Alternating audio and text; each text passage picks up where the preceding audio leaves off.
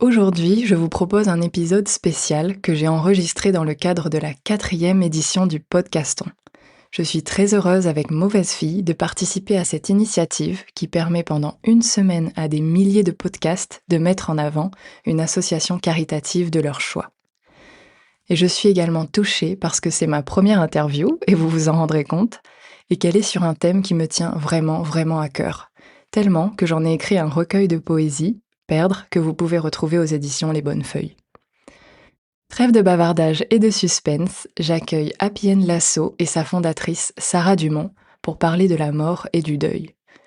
Fidèle à l'ADN de Mauvaise Fille, on va déconstruire avec Sarah les injonctions autour du deuil. Elle nous livrera aussi, avec une conviction et une détermination que vous allez sentir dans sa voix, une vision de la mort différente, et nous partagera des conseils autour de sujets encore bien trop tabous aujourd'hui, comme par exemple, comment préparer des obsèques qui ont du sens, comment mieux accompagner un proche en deuil, ou parler de ces sujets avec plus de liberté et de sécurité. Je suis vraiment enthousiaste de vous partager cette conversation que je trouve essentielle, et qui finalement peut nous permettre d'être un peu plus vivantes. Allez, sans plus tarder, on se retrouve de l'autre côté.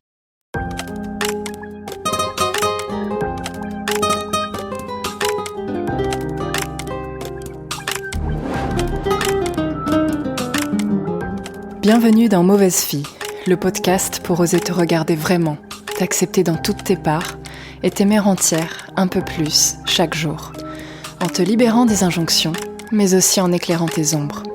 C'est un espace pensé pour toutes celles qui ne veulent plus faire semblant, qui ne rentrent pas dans les cases, mais qui ne se contentent pas de les rejeter, qui veulent comprendre, questionner, libérer au quotidien, avec simplicité, en douceur, sans complaisance. Ce podcast, c'est une invitation à t'aimer, pas parfaite, pas lisse, mais vivante, lucide, en chemin. Alors, bienvenue dans Mauvaise Fille. Donc bonjour Sarah. Bonjour. Alors figurez-vous que je vous ai découvert sur Instagram et j'ai découvert donc votre association Happy End et votre page sur Instagram s'appelle Apéro de la mort. Et la première fois que j'en ai parlé autour de moi, j'ai eu des regards très gênés et aussi même des réactions de surprise. Oula, est-ce que j'ai bien entendu? Ma première question, c'est pourquoi la mort m'est-elle encore mal à l'aise aujourd'hui? Pourquoi la mort mal à l'aise? Parce qu'on redoute tous notre propre finitude, je pense, qu'elle nous fait très peur, qu'on n'est plus non plus habitué à la côtoyer. Je pense qu'on a un petit peu perdu l'habitude de vivre de la mort de façon intime. Il y a beaucoup de rituels qui ont disparu. Par exemple, on ne veille plus ses morts à la maison, en tout cas dans certaines régions, mais c'est plus du tout la majorité. On a l'habitude de déléguer nos morts. Enfin, je veux dire, les personnes en fin de vie meurent à l'hôpital. 80% des personnes meurent à l'hôpital. Donc, on n'a plus l'habitude finalement d'accompagner un proche en fin de vie chez soi. C'est de plus en plus rare. Et tout ça fait que, en fait, la mort nous angoisse de plus en plus. En fait, on oublie avec aussi les progrès médicaux que finalement on est pour mourir. Et donc dès qu'on prononce ce mot, dès qu'on parle de ce sujet, ça crée de l'angoisse. Ok, on va revenir un peu plus tard sur toutes ces injonctions qu'il y a autour de la mort. J'aimerais juste faire un petit pas en arrière, donc juste nous présenter votre parcours. Qui êtes-vous? Qu'est-ce que c'est Happy End ou Happy End Lasso? Et qu'est-ce que Happy End Lasso vient concrètement changer dans la manière de parler de la mort? Alors il y a plein de questions là dans votre question, mais qui je suis? Moi je suis une journaliste à la base. J'ai travaillé 15 ans dans la presse féminine en traitant notamment des rubriques psycho et société.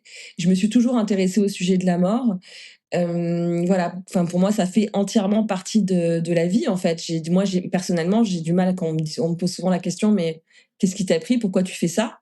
Moi j'ai plutôt envie de dire, mais pourquoi ça t'étonne que je fasse ça en fait? Puisque moi ça me semble tellement normal, ou même quand on me dit ça doit pas être facile, je comprends pas non plus quand on puisse me dire ça. Donc vous voyez, moi c'est vraiment quelque chose qui est dans mon ADN, et qui m'habite en fait au quotidien depuis très longtemps. J'aime aussi traiter les sujets tabous et sociétalement parfois difficiles. Donc voilà, j'avais quand même cette attirance. Et puis, dans mon parcours de vie, j'ai côtoyé la maladie jeune, j'ai perdu des proches, et celui qui a créé vraiment le déclic et l'engagement a été la mort de mon père.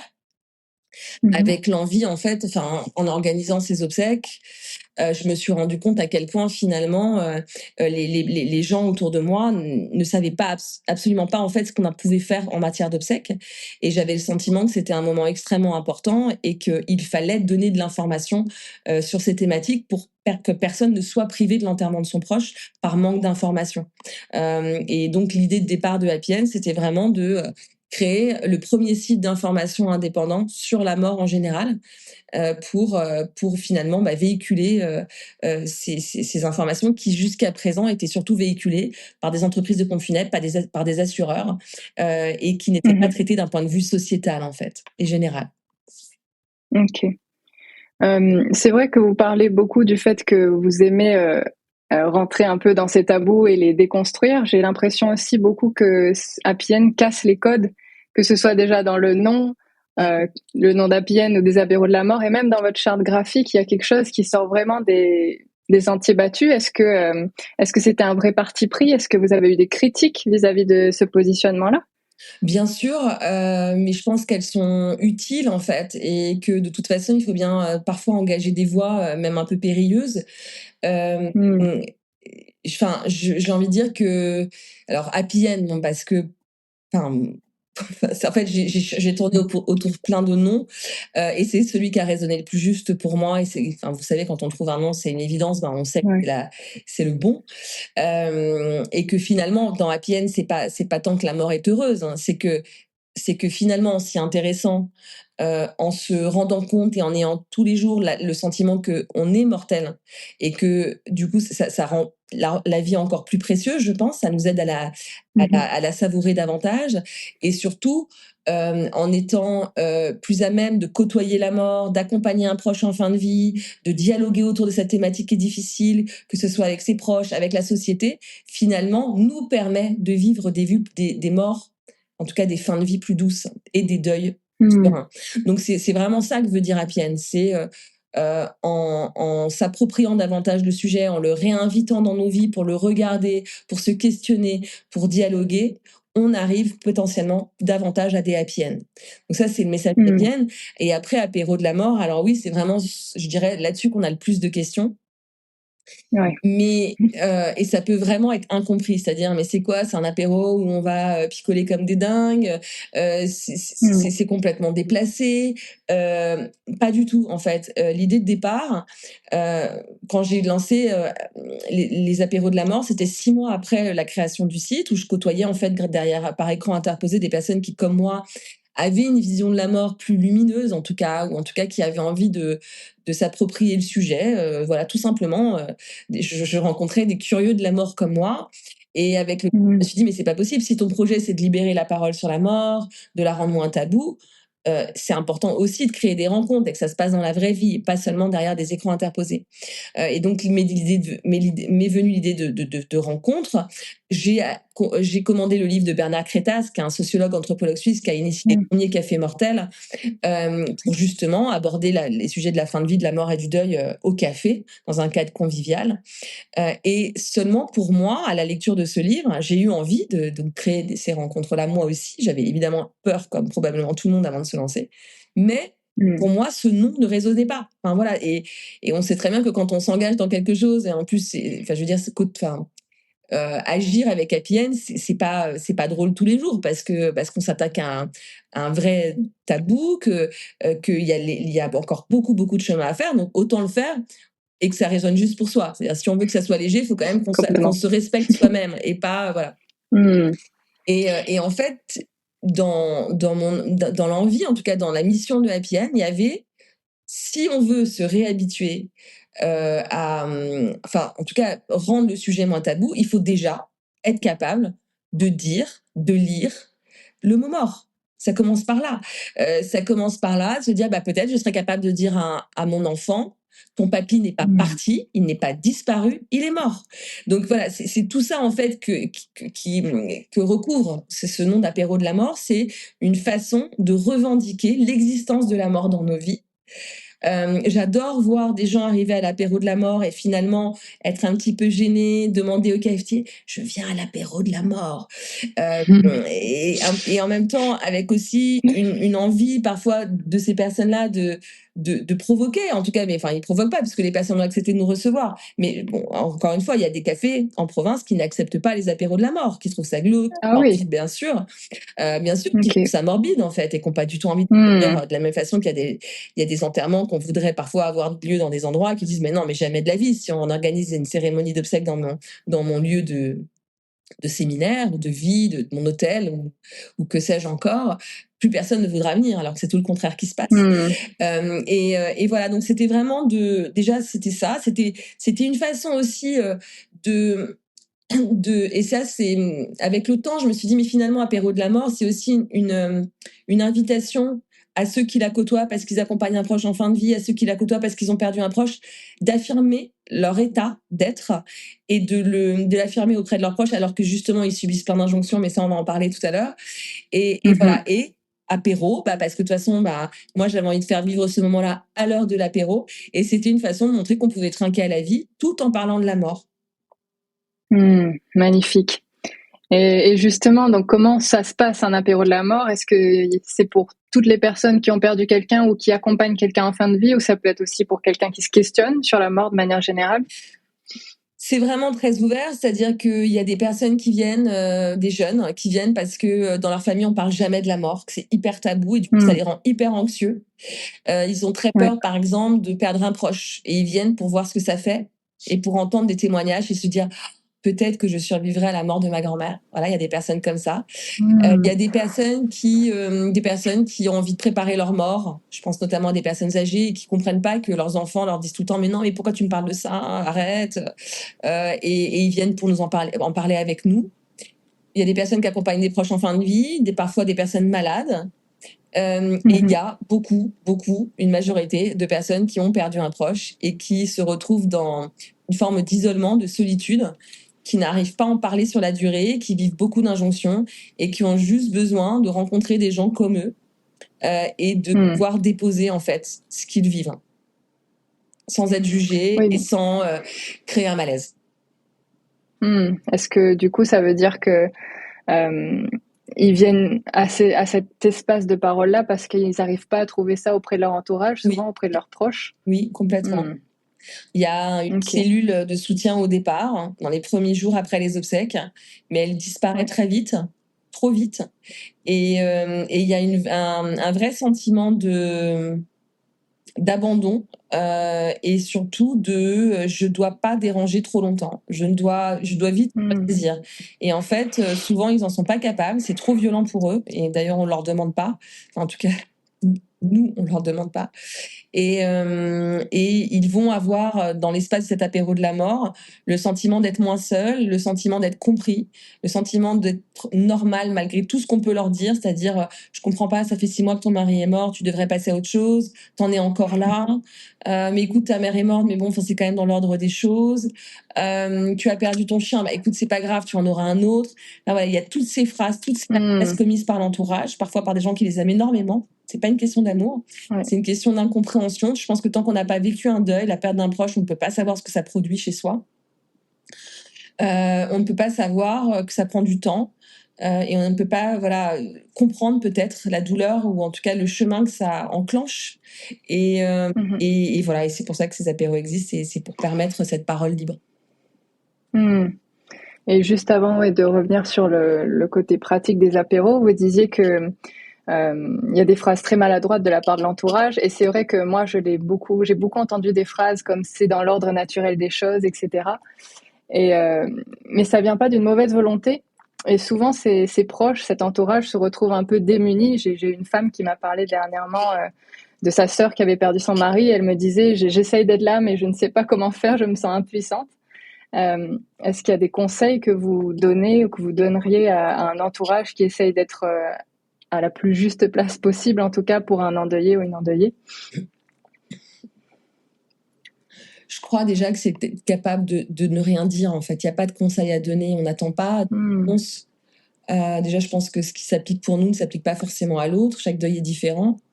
chaque besoin est différent. Donc j'ai envie de dire déjà d'être capable d'écouter, de pas demander à quelqu'un comment il va alors qu'il vient de perdre un proche, parce que dire ça va pas ou ça va, non ça va pas, c'est beaucoup plus difficile que de répondre à comment tu te sens, qui est beaucoup plus ouvert en fait en termes d'échantillon.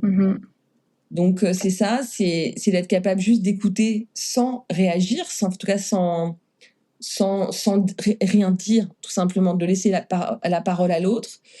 C'est parfois aussi d'être capable de faire part de sa vulnérabilité par rapport à ce que l'autre éprouve, c'est-à-dire de dire je suis désolée parce que j'ai jamais perdu quelqu'un, ou je suis désolée mais je suis extrêmement peinée pour toi et j'ai peur de pleurer devant toi et ça me rend peut-être mal à l'aise, mais en tout cas sache que je suis là. C'est-à-dire que je pense on a le droit de dire qu'on ne sait pas quoi dire. Et je pense aussi, dire ça, c'est aussi ne pas être dans la fuite, parce qu'il y a beaucoup d'endeuillés qui sont fuis, qu'on n'invite plus à dîner, qu'on n'appelle plus parce qu'on se dit mais je sais pas quoi lui dire, je suis mal à l'aise, mais en fait on n'a pas besoin de dire quelque chose.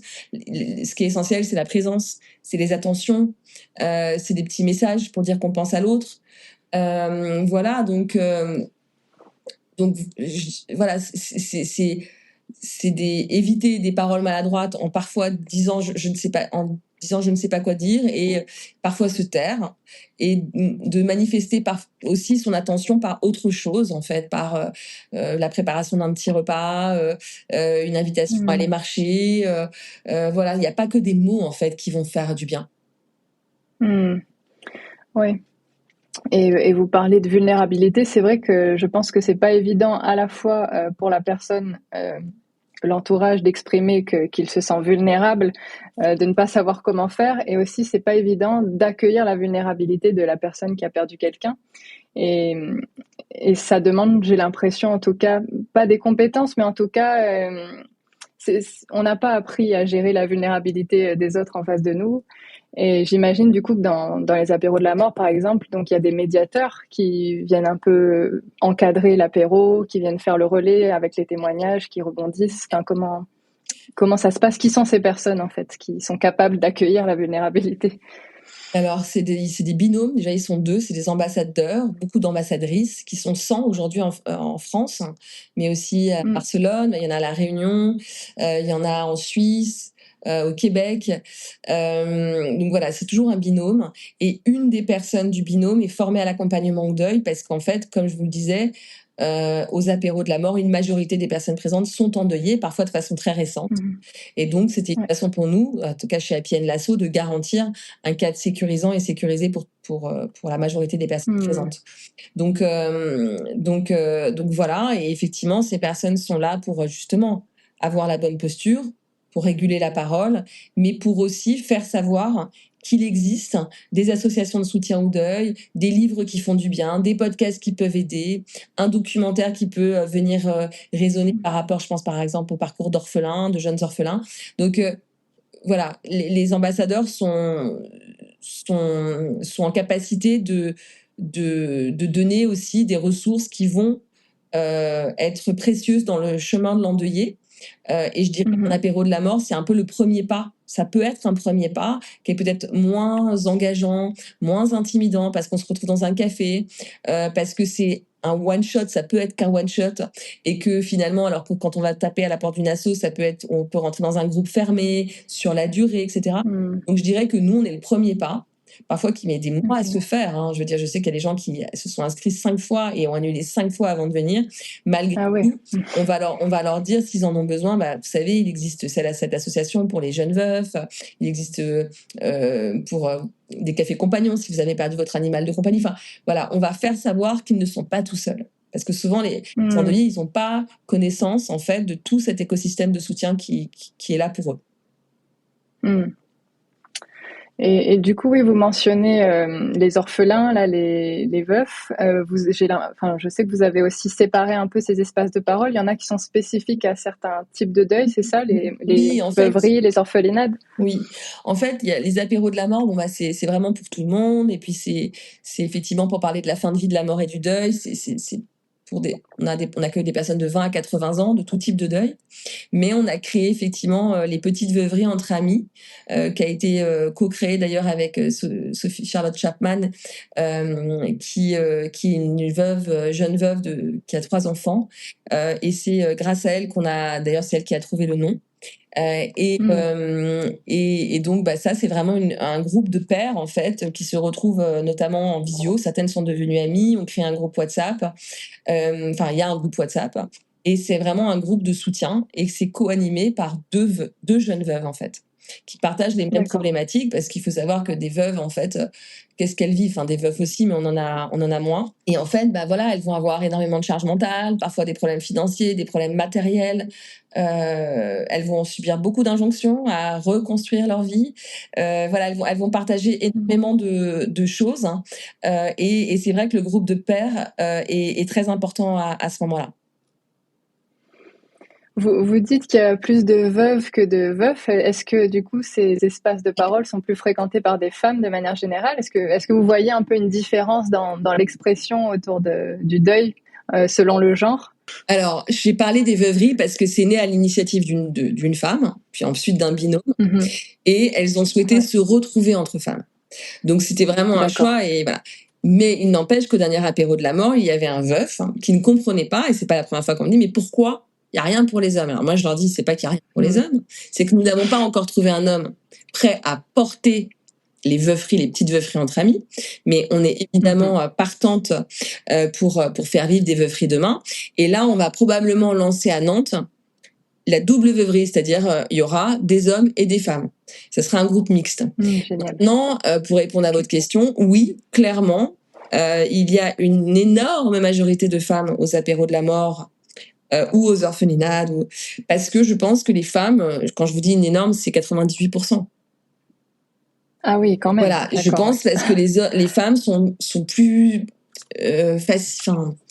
plus à même d'aborder leurs émotions, d'accepter justement de dévoiler leur vulnérabilité, d'exprimer leur de pleurer parfois en public, et que voilà, elles viennent dans ces espaces peut-être plus facilement. C'est super intéressant. Ces chiffres sont quand même assez impressionnants. 98%, je m'y attendais pas. Et donc vous parlez aussi des orphelinades. C'est vrai que donc moi j'ai perdu mon père à 19 ans et ma mère à 29 ans, et je me considère comme une orpheline. Vous l'êtes. Mais oui, mais j'ai l'impression, en tout cas, ce que j'ai souvent comme un peu comme, pas comme retour, mais comme idée reçue, c'est que les orphelins, c'est des petits enfants ou des très jeunes adultes. Est-ce que pour vous, il y a un âge pour être orphelin? Je sais aussi que les orphelinades sont réservées à j'ai cru entendre ça dans l'une de vos interviews, que c'était réservé à un certain âge aussi. Alors c'est un vrai sujet actuel en ce moment, pour nous en tout cas, parce que pourquoi on a créé les orphelinades? C'est tout ça découle à chaque fois de rencontres qui me touchent. C'était à l'époque avec Léa, donc jeune orpheline, et en fait j'ai réalisé avec elle qu'il existait très peu d'espace pour les orphelins jeunes adultes. C'est-à-dire que c'est une situation extrêmement particulière, déroutante, douloureuse, mais que finalement il n'y avait pas d'endroit pour parler de tout ça avec d'autres personnes. Et souvent quand on est orphelin jeune adulte, donc typiquement votre âge, c'est très compliqué en fait d'aborder le sujet avec d'autres, parce que les gens sont mal à l'aise, ils savent pas trop quoi vous dire, ils se rendent pas compte de ce que vous traversez, même parfois d'un point de vue, je veux dire, même matériel parfois. Moi, j'ai des jeunes orphelins qui se retrouvent à être tuteurs de leurs frères et sœurs alors qu'ils ont 20 ans. Donc, tout ça, on ne mesure pas forcément, ça isole. Donc, c'est pour ça que sont nées les orphelinades. Après, nous, on avait dit, alors, est-ce qu'il y a un âge pour être orphelin? Je pense qu'il n'y a pas d'âge pour être orphelin. Il y a des gens de 70 ans qui se sentent orphelins. Et on comprend. Et on pourrait dire, c'est dans l'ordre des choses à 70 ans de perdre son parent. Il n'empêche que la douleur est immense. Et récemment, vous voyez, on a été confronté à cette question qu'on n'a toujours pas résolue d'ailleurs, c'est qu'on avait décidé que cet espace serait réservé aux personnes de 35 ans maximum. Pour justement, comme les veuves, vous voyez, précoces, moins de 55 ans, se retrouvent avec les mêmes problématiques, parce qu'on n'a pas les mêmes problèmes à 40 ans quand on est veuve que quand on a 80. Ça n'a pas du tout la même vie, Oui. voilà. Et justement, nous, l'idée, c'est vraiment, on partage la même expérience, et c'est ça qui va faire qu'on va se soutenir et qu'on va se faire du bien. Mais récemment, en fait, on s'est rendu compte qu'aux orphelinats venaient des personnes qui étaient plus âgées et qui n'avaient du coup pas forcément les mêmes problématiques. Et puis quand on est orphelin jeune adulte et qu'il y a quelqu'un qui nous parle, qui a 65 ans, qui vient de perdre sa mère, on peut se dire, mais attends, elle a quand même vachement profité. Ça peut créer de la colère. Et donc du coup, on a voulu resserrer et recadrer. Et on s'est rendu compte que c'était extrêmement mal vécu. Ça avait suscité beaucoup de peine, beaucoup de colère de la part des personnes qui avaient assisté aux orphelinades et qui étaient dans le groupe, parce qu'il y a aussi un groupe WhatsApp. Et vous voyez, ça répond vraiment à votre question, c'est qu'en fait, non, il n'y a pas d'âge pour se sentir orphelin, pour avoir besoin d'être soutenu, d'évoquer cette perte. Et typiquement, ce sont des choses qu'au sein d'APN Lasso, on n'a pas forcément mesuré à quel point cet espace il était important pour tout le monde. Et nous, on estimait que les apéros de la mort, comme ils accueillaient tout le monde, pouvaient répondre aux besoins des autres, mais ils disaient non, moi j'ai envie d'aller aux orphelinades. Donc voilà, on n'a pas encore résolu du coup le problème à l'heure actuelle, mais voilà. Donc, encore une fois, récemment, on a été amené à réfléchir encore, et c'est pas terminé, sur qu'est-ce qu'on peut faire, qu'est-ce qu'on peut proposer pour que tout le monde ait son espace. Oui, de toute façon, ça existe depuis quand, ces espaces-là ? Les orphelinades, ça existe au moins depuis 4 ans, je dirais. Depuis 4 ans. Ouais. De toute façon, j'imagine que ça va être appelé à évoluer au fur et à mesure que vous aurez des retours du terrain, forcément, comme tout projet. Et j'ai l'impression aussi qu'on parle un peu en filigrane. Là, vous disiez que, par exemple, un jeune orphelin va se sentir en colère qu'une vieille personne se sente orpheline parce qu'elle a eu le temps de vivre. Ça me ramène vraiment à cette idée d'échelle de la souffrance. J'entends souvent, par exemple, que le deuil le plus difficile, c'est d'avoir perdu son enfant, alors que quand on perd ses parents, c'est dans l'ordre naturel des choses. Est-ce que pour vous, il y a une échelle de la souffrance dans le deuil ? Est-ce qu'il y a un deuil plus dur que l'autre ? Non, et on dit souvent, il n'y a pas de hiérarchie dans le deuil, en fait. Il faut éviter d'en faire. C'est-à-dire que oui, on peut se dire que la pire épreuve de la vie, c'est de perdre son enfant. C'est pas dans l'ordre des choses et que c'est difficile de survivre à ça. Mais on évite et on essaye justement lors des apéros de véhiculer ce message. C'est que en fait, ce qui est important, c'est d'accueillir tout type de souffrance et de ne pas les hiérarchiser, en fait. Parce que, vous voyez, typiquement, on pourrait dire, le deuil d'un animal, ça n'a rien à voir avec le deuil d'un homme. Mais il y a certaines personnes qui n'ont pas d'entourage, qui n'ont pas de famille, qui ne voient plus personne et qui ont un chien, par exemple, ou un chat, qui est toute leur vie, qui est la personne à qui ils confient tout, à qui ils parlent tous les jours. Et s'ils le perdent, c'est la fin du monde.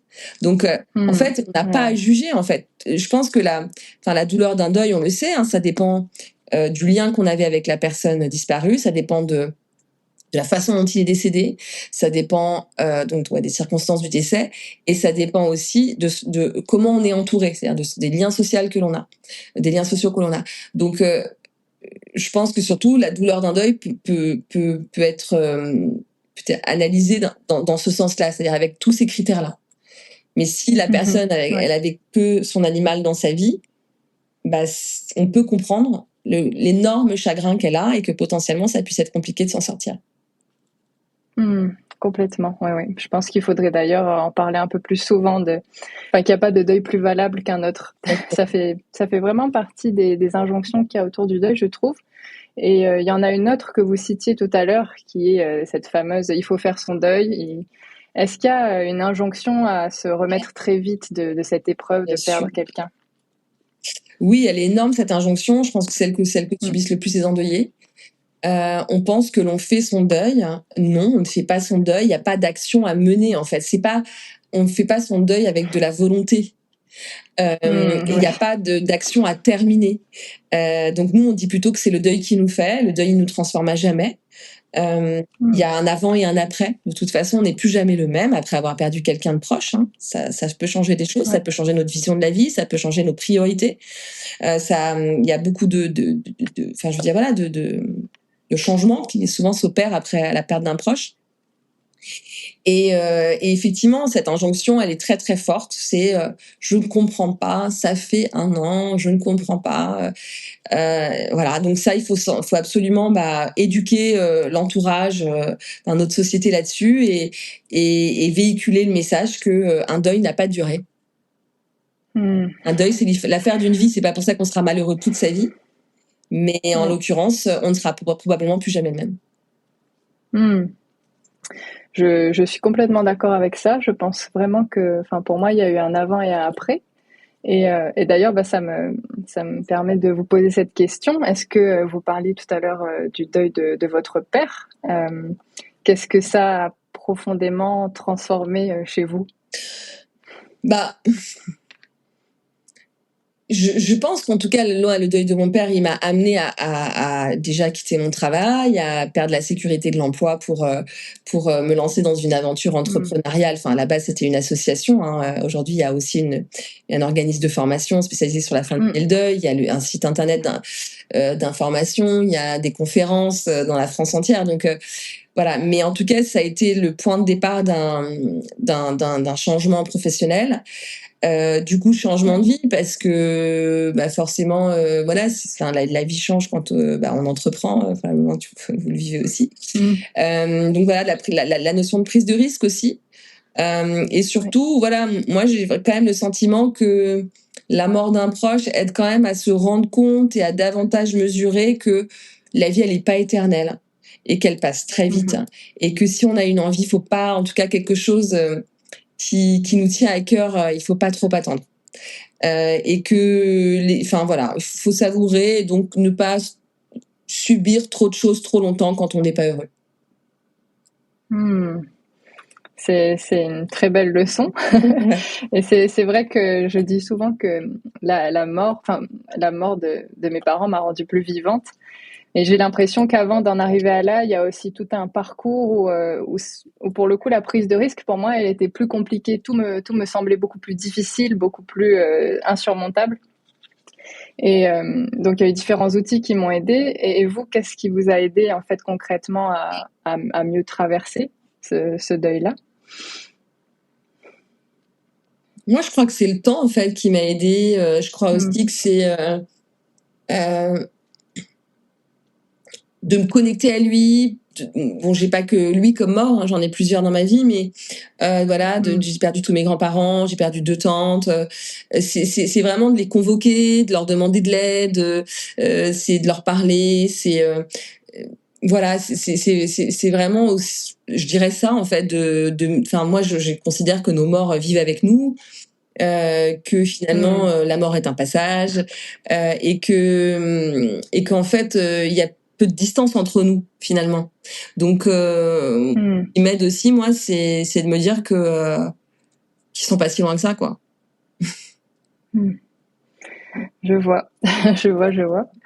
Vous dites que la mort est un passage et ça me permet de parler d'ailleurs de votre livre, Un enterrement comme je veux, aux éditions Erol, donc qui est le premier guide pratique des obsèques civiles. Je me souviens, j'avais entendu dans une interview que vous disiez que généralement, quand une femme est enceinte, ils sont préparés à l'arrivée du bébé, ils préparent vraiment très bien l'arrivée du bébé, alors qu'on n'est pas du tout préparé à l'organisation des obsèques quand quelqu'un meurt, alors que finalement, ce sont les 2 passages inévitables de la vie. En fait, à qui servent vraiment ces rituels? À qui sert un enterrement? Est-ce que c'est vraiment pour célébrer la personne qui est décédée ou c'est pour aider les endeuillés à faire leur chemin de deuil? C'est les 2, c'est parce qu'on va célébrer, lui rendre hommage pour moi, les obsèques, c'est la première pierre posée sur le chemin de deuil. Je trouve qu'il n'y a rien de pire qu'un enterrement où on va, de quelqu'un qu'on aime, et en partant, on se dit, mais c'était tellement pas lui, quelle horreur. C'est un sentiment de trahison. Donc, je trouve que, les obsèques, c'est fait pour les vivants, bien sûr. C'est une façon de faire communion dans un moment difficile d'en revoir. Donc, les obsèques, c'est fait pour les vivants. Maintenant, ce que je dis souvent aux personnes, pour les inciter, et c'est ce qu'on fait notamment depuis 3 ans avec un tour de France où on va à la rencontre des Français retraités. avec l'action sociale retraite de Malakoff Humanis. Et en fait, on les aide à préparer leur mort, à préparer leur départ. Et le message qu'on leur fait passer, c'est en fait préparer sa mort, réfléchir à ses souhaits, faire le ménage dans sa vie, ranger son bureau, quoi, quelque part. Déjà, c'est faire un précieux cadeau à ceux qui restent, parce que franchement, prendre des décisions en matière d'obsèques quand on n'a absolument aucune idée de ce que la personne veut, que ce soit une crémation, une inhumation, le lieu de dispersion des cendres, le lieu de repos au cimetière, etc., c'est extrêmement difficile. C'est des choix difficiles à faire. C'est des choix qui peuvent culpabiliser pendant des années quand on n'est pas sûr d'avoir fait le bon. Et c'est surtout des choix qui enclenchent beaucoup de conflits dans les familles, surtout quand les fratries ne sont pas d'accord. Je parle aussi du religieux ou civil quand il s'agit d'un enterrement.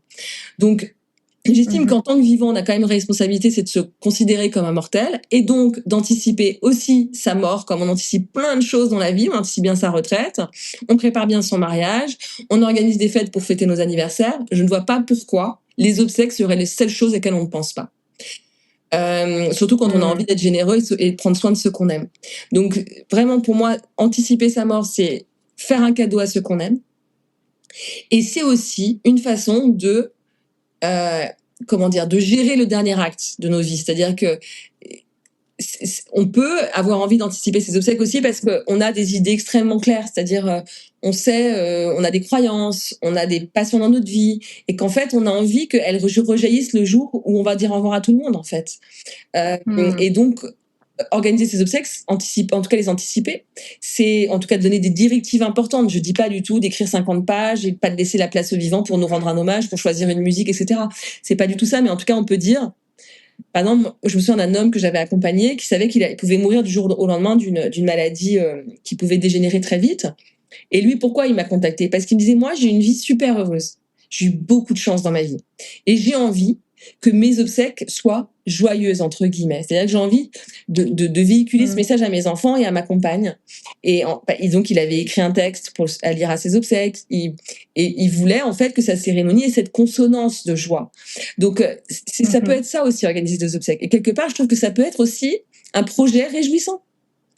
Voilà, sans pour autant le voler à ceux qui vont l'organiser, parce que, mine de rien, être en action quand on a perdu un proche, si vous avez dû le vivre de ce fait, c'est aussi quelque part se mettre en position de connexion avec celui qui est parti.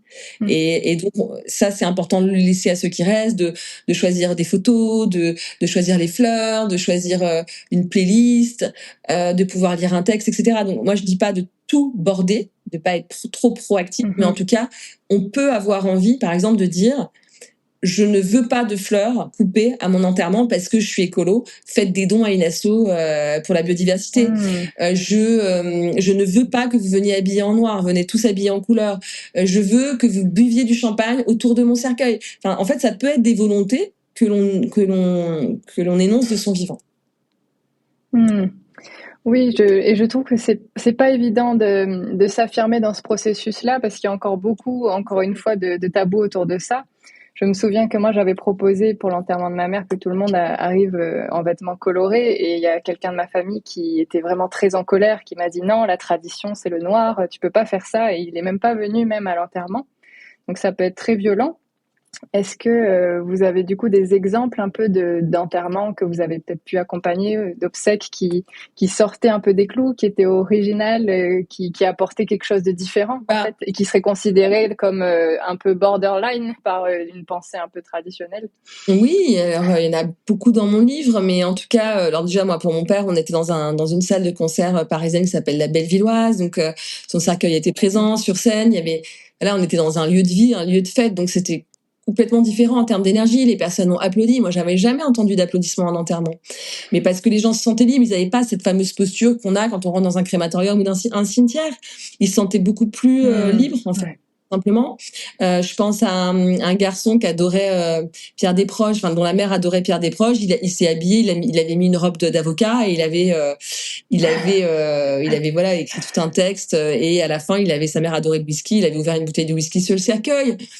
J'ai des parents qui ont organisé, je pense à notamment des parents qui avaient fait appel à une pompe funèbre dont le fils était décédé de façon brutale, qui avait 17 ans. Et quand ils vont dans la pompe funèbre, la maman, en l'occurrence, cette pompe funèbre, connaissait bien l'enfant, puisque c'était un ami de son fils.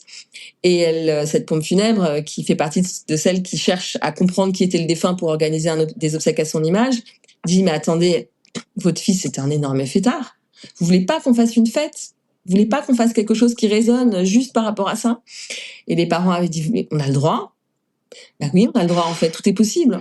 Et je pense que c'est ça aussi auquel il faut ouvrir la voie. Alors évidemment, il y aura toujours, je veux dire, des personnes qui diront que ça ne se fait pas, que non, il faut être habillé en noir, que non, on n'a pas le droit de danser un enterrement, que bah non, ça ne se fait pas d'écrire sur un cercueil. Bah si, en fait, tout se fait dans le respect, sans qu'il y ait trouble à l'ordre public, dans le respect du défunt. Mais en fait, à partir du moment où ça résonne juste pour celui qui est mort, et pour, en tout cas, que ça lui ressemble et que ça résonne juste pour les proches, en fait, j'ai envie de dire, mais enfin, on s'en fout du qu'en dira-t-on.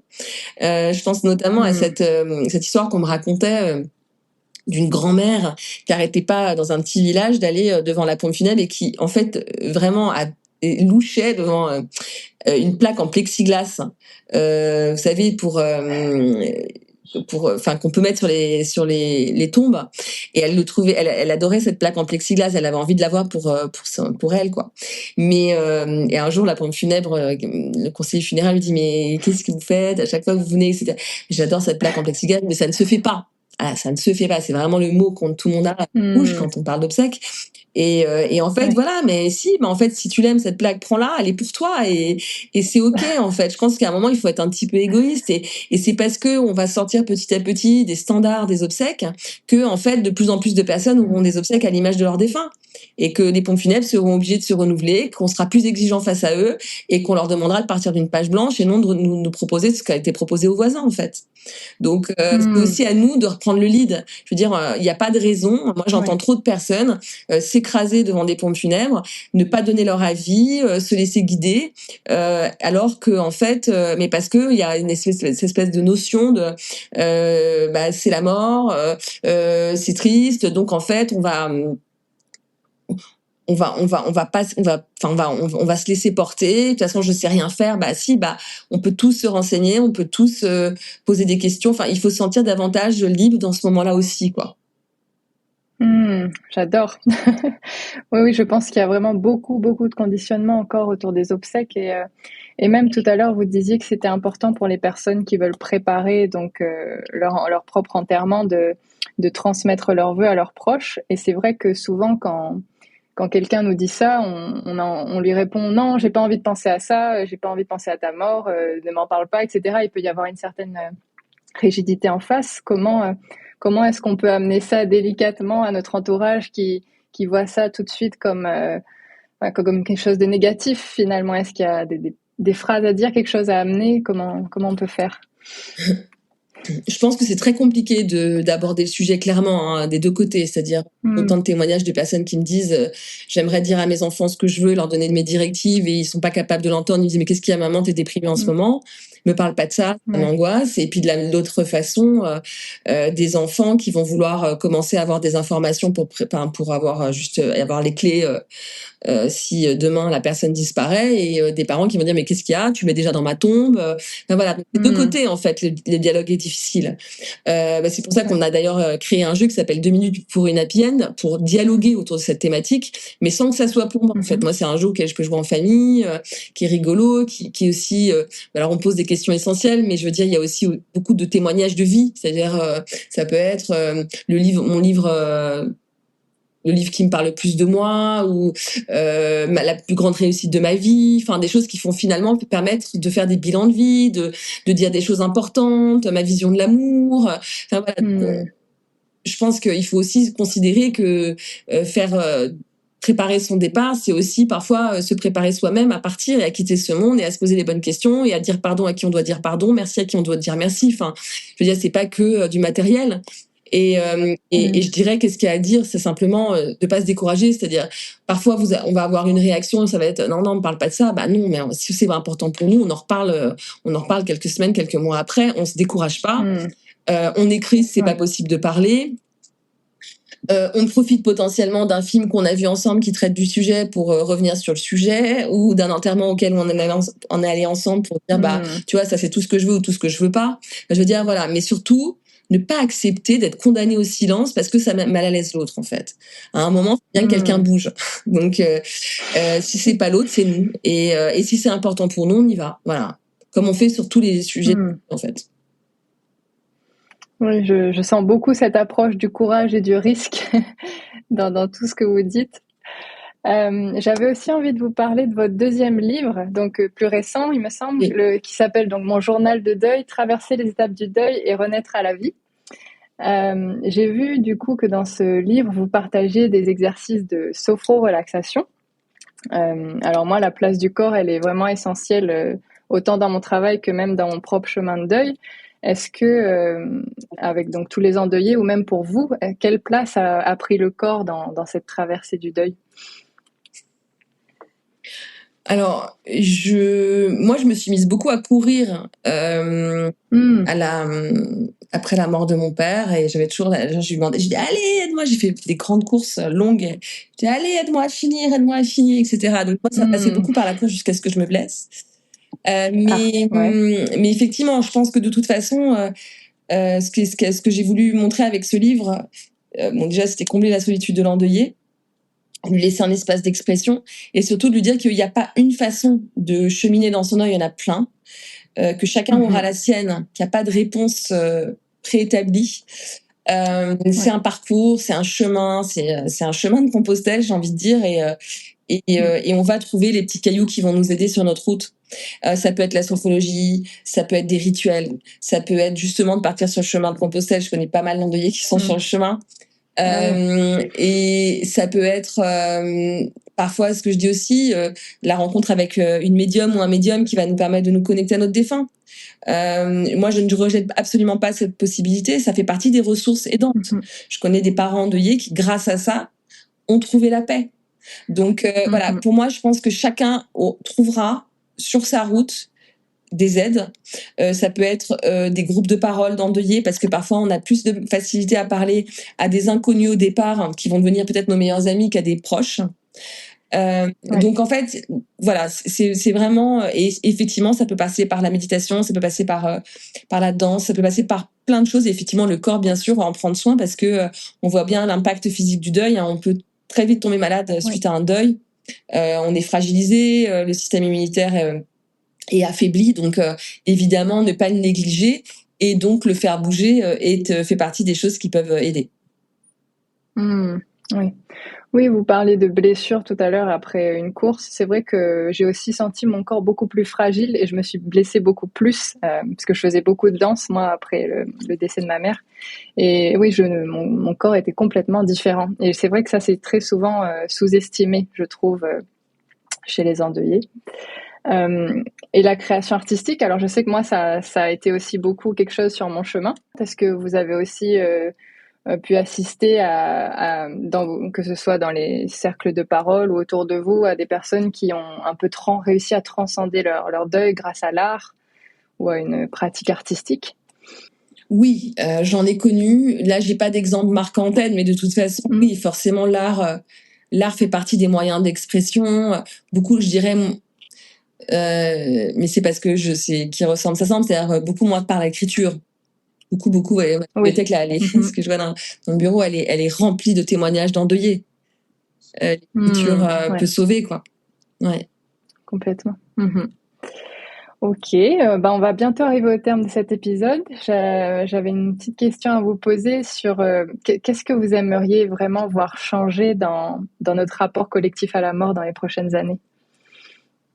Que la parole soit plus libre. De plus entendre, ça doit être difficile de parler de la mort, de plus avoir ce mouvement de recul parfois quand on aborde ce sujet-là, que les endeuillés ou que les personnes qui accompagnent un proche en fin de vie se sentent moins isolées dans leur vécu, dans leur expérience. Qu'on apprenne à intégrer les enfants aussi dans ces moments. Enfin voilà, de plus voir d'enfants mis de côté au moment des obsèques de leurs proches, parce qu'on a peur de les traumatiser, alors qu'en fait, ce qui va les traumatiser, c'est de les en écarter. Voilà, en fait, de faire de la mort un sujet de vie, ça fait partie de notre vie, et ça devrait pas être anormal que d'en parler, en fait. Donc c'est vraiment ça. Et comme vous disiez au tout début, c'est en fait, on se sent vivant quand on parle de la mort.